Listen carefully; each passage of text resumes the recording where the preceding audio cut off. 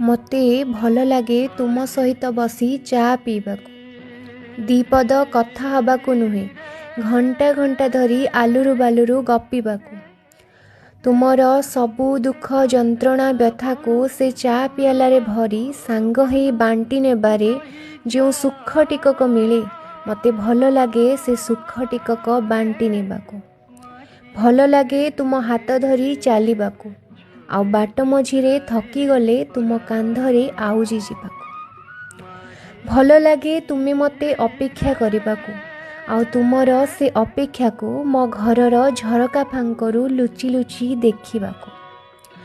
ଭଲ ଲାଗେ ତୁମର ସେ ଅଭିମାନ ଭରା ମୁହଁଟିକୁ ଦେଖିବାକୁ, ଆଉ ମୋ ଅସୁସ୍ଥତାରେ ତୁମ ମୁହଁରେ ଭରି ଯାଉଥିବା ସେ ବିଷର୍ଣ୍ଣତାକୁ। ଭଲ ଲାଗେ ତୁମ କାବ୍ୟ କବିତାର ପ୍ରେୟସୀ ହେବାକୁ, ଆଉ ନାଟକର ନାୟିକା ହେବାକୁ।